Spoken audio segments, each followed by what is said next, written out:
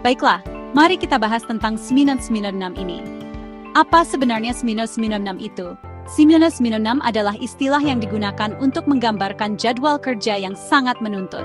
996 mengacu pada jam kerja jam 9 pagi sampai jam 9 malam, 6 hari seminggu.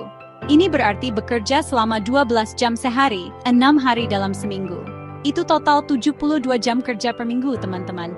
Membuat minggu kerja standar 40 jam terlihat seperti jalan-jalan santai di taman. Bayangkan betapa melelahkannya itu. Selama ledakan ekonomi Tiongkok. Pada masa itu, negara ini mengalami transformasi besar-besaran. Ketika negara itu dengan cepat melakukan industrialisasi dan memasuki era digital, perusahaan-perusahaan, terutama di sektor teknologi, sangat ingin mengejar ketertinggalan dari rekan-rekan global mereka. Mereka berusaha keras untuk berinovasi dan berkembang. Hal ini menyebabkan budaya persaingan yang ketat dan dorongan tanpa henti untuk berinovasi, seringkali dengan mengorbankan kesejahteraan karyawan. Karyawan seringkali merasa tertekan untuk bekerja lebih lama dan lebih keras. Nah, beberapa orang berpendapat bahwa 996 awalnya dianut oleh pekerja muda yang ambisius, yang ingin naik tangga perusahaan dan berbagi dalam kemakmuran baru bangsa. Mereka melihatnya sebagai cara untuk membuktikan dedikasi mereka. Tetapi seiring berjalannya waktu, dan tekanan untuk bersaing semakin meningkat, 996 berubah dari pengorbanan sementara menjadi harapan tak terucapkan, norma budaya yang telah tertanam kuat di industri-industri tertentu. Ini menjadi bagian dari kehidupan sehari-hari bagi banyak pekerja. Jadi, apa yang memicu budaya kerja berlebihan ini? Mengapa 996 begitu lazim di Tiongkok, khususnya di sektor teknologi? Nah, ini masalah yang kompleks tanpa jawaban mudah, tetapi ada beberapa faktor kunci yang berperan. Pertama, ada ukuran dan daya saing pasar Tiongkok.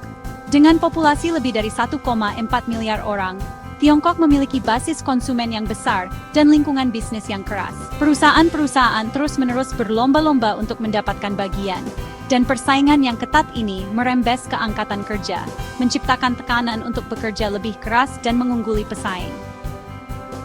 Lalu ada pengaruh raksasa teknologi Tiongkok, perusahaan seperti Alibaba, Tencent, dan Huawei, yang telah mencapai kesuksesan fenomenal di panggung global. Perusahaan-perusahaan ini sering mempromosikan budaya kerja keras dan dedikasi, dengan para pendiri dan CEO secara terbuka memuji manfaat dari jam kerja yang panjang.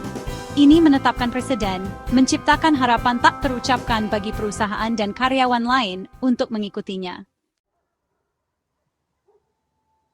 Bagian 4, sisi positif kerja keras potensi manfaat 996. Nah, sebelum kita terlalu dalam membahas sisi negatifnya, penting untuk mengakui bahwa beberapa orang benar-benar melihat sisi positif dari 996.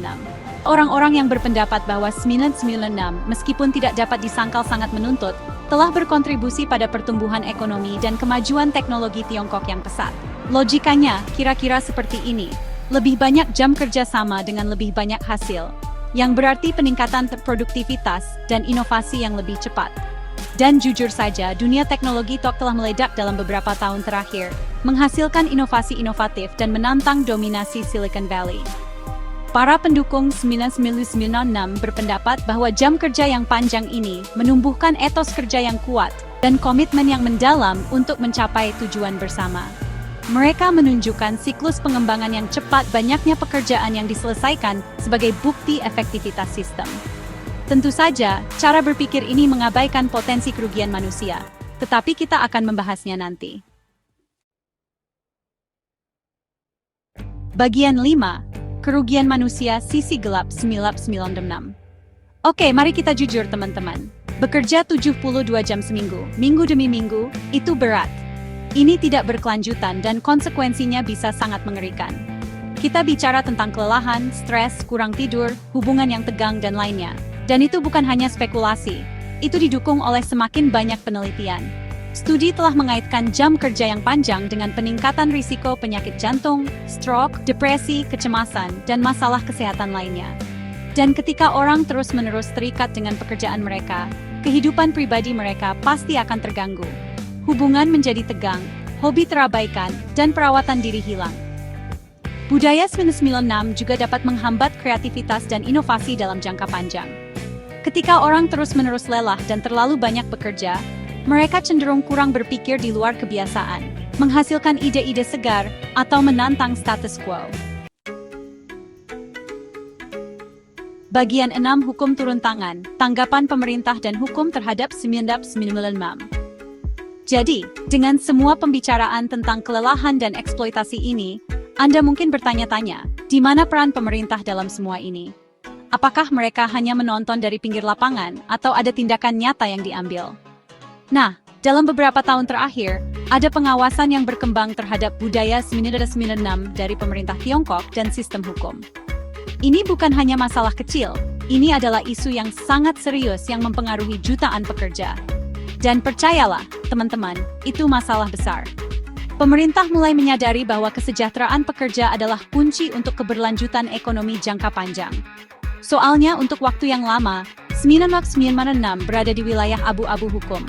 Banyak perusahaan memanfaatkan celah ini untuk memaksimalkan produktivitas tanpa memikirkan dampak jangka panjang pada karyawan mereka. Undang-Undang Ketenagakerjaan Tiongkok secara teknis membatasi minggu kerja hingga 44 jam, dengan upah lembur diwajibkan untuk apapun yang melebihi itu.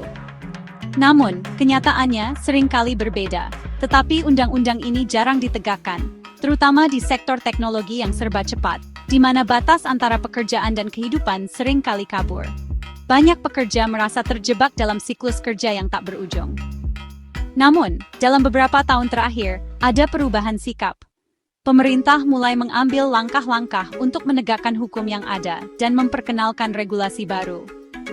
Kasus-kasus pengadilan yang terkenal telah menantang legalitas MINA-96, dengan hakim memenangkan karyawan yang menderita masalah kesehatan atau tidak menerima upah lembur. Ini memberikan harapan baru bagi banyak pekerja. Pemerintah juga telah meningkatkan retorikanya dengan para pejabat secara terbuka mengkritik 1996 dan menyerukan perlindungan yang lebih besar terhadap hak-hak pekerja. Ini adalah langkah penting menuju perubahan yang lebih baik.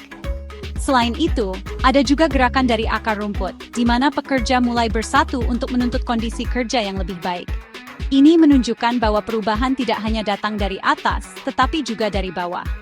Dengan kombinasi tekanan dari pemerintah, sistem hukum, dan pekerja itu sendiri, ada harapan bahwa budaya 1996 akan segera menjadi masa lalu.